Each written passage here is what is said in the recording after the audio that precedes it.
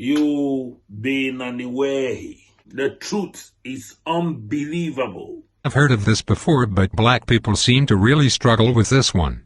You just don't seem to get it. You would rather fight against each other, instead of your enemies.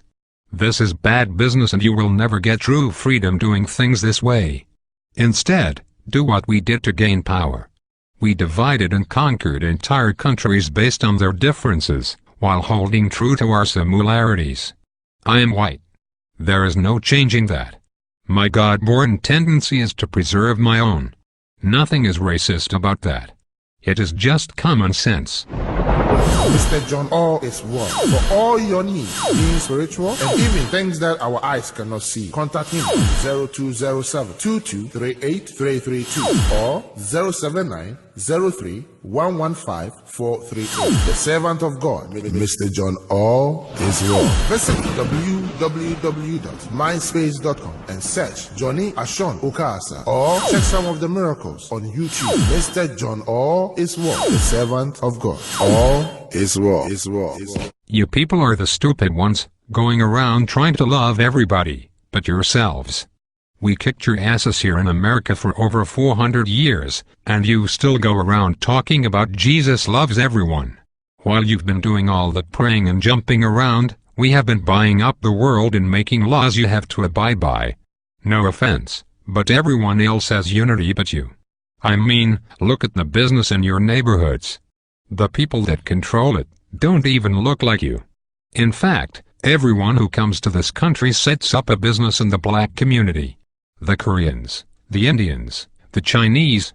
The list goes on and on. Mr. John All is one. For all your needs, being spiritual, and even things that our eyes cannot see, contact him on 0207 2238 332 or 079 03 115 438. The servant of God, Mr. John All is one. Visit www.mindspace.com and search Johnny Ashon Okasa or check some of the miracles on YouTube. Mr. John All is one. The servant of God. All is well.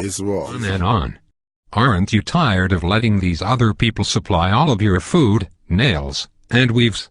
The one thing they have that you don't is unity. Number 2.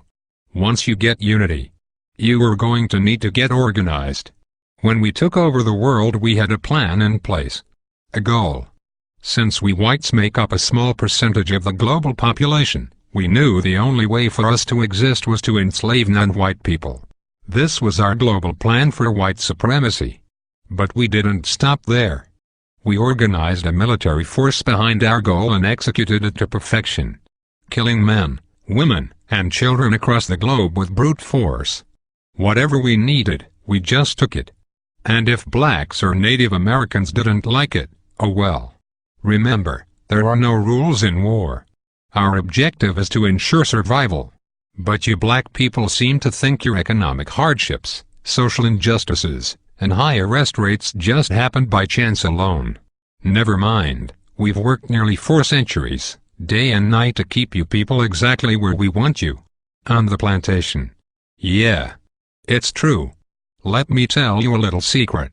Most white people are not going to tell you this. It's an old family secret we have kept pretty quiet about. And for good reason. You see, all that free labor my white ancestors got from your black ancestors, translated into a lot of money. In fact, the black slave trade was the greatest wealth-building tool in human history. With free labor we were able to finance the Industrial Revolution. Well, all of that money pretty much stayed in the vast majority of white families. And with all due respect, whites intend to keep it that way. You see, Dr. Martin Luther King was pretty good at integrating lunch counters and toilets. However, he didn't do so well at integrating bank accounts. So you blacks were shafted out of the money that was due to you in exchange for a good job and education. But it was us whites who own most of the jobs. Which brings me to my point. It's just another plantation. I say all of that to say, being organized is more than alignment, it is knowing the traps we have laid out for you. And then moving around them. Everybody knows but you blacks. That education will only keep you enslaved. It will only produce what it has already produced. A bunch of dressed-up plantation workers perfectly content, working and serving under another man's vision. You don't really think we are going to teach you to build a nation for yourselves, do you? If you were really educated, you would be able to solve your own problems. Problems like gang violence, poor economics and underrepresentation. Instead, you will continue to pass the notion of getting a good job down to your children. This will brainwash them to be just like you. And the cycle will repeat for generations. While we whites continue to run things at the top, your grandchildren will be celebrating the first black Catholic Pope. I know this has been long, so let's move to number 3. The third way to gain black power is the most important of all. It is this way because it deals more with your psychology than your conscious mind. When we took over the world, we decided to use the most dangerous weapon of all to subjugate the darker peoples of the planet. We used a combination of white supremacy and religion to mindfuck these people into complete submission. If a robber breaks into your house, rapes your family, kills your mother and father, then tells you that in order to go to heaven, you have to worship as God. If someone did that to me, then said that to be born again, I had to worship as God, I'd kill the bastard right on the spot. But you black people seem to have no problem worshipping the God of your enemies. Even worse is the fact that for all the praying that you have done, it seems like the God of the white man is just as racist as we are. Anytime you start believing in the God of your enemy, it pretty much means you're a complete idiot and a pussy, who is too far gone to confront his adversary. This is a deep sickness, because to believe the man who murdered your family is your friend is to believe that watermelons have gills. This kind of thinking lacks critical reasoning, a skill needed to defend territory and the minds of the youth. You even believe that Haiti, the only black nation that ever kicked the white man's ass, is cursed because many of them practice voodoo. You even go further and believe that it was God that hit Haiti with a 7.5 earthquake. You religious-minded blacks thought this about New Orleans too. Let me tell you the truth. We gave you this God because we knew by worshipping a white God you would subconsciously be worshipping us. That was a part of our plan, and it worked like a charm on the early slave plantations. We whites decided to perfect it, and have taken our gods all over the world to dark people. You see, we know that if we can get you to put down your God, and pick up ours, you will lose your real power. This is really effective for controlling a people.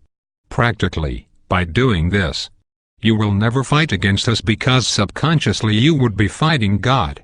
I know that is a serious mindfuck. But that is why you cheer for a white Jesus to kill all the darkies down in Haiti and New Orleans, while kissing Pat Robertson's ass.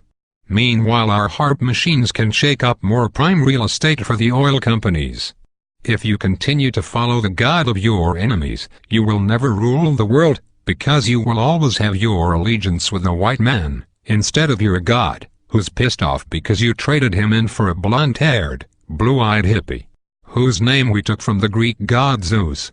So, let's recap. The top 3 things you need to do to rule the world, and to have black power is: Number 1, get some unity. Stop killing each other over nickel bags of weed and coke. You are basically helping to kill off your own army. Stop it and unite. Number 2, get organized. There is nothing worse than a bunch of rich rappers talking about gangsta and keeping it real, when all of them still work for rich white and Jewish men that pimp them for their talent.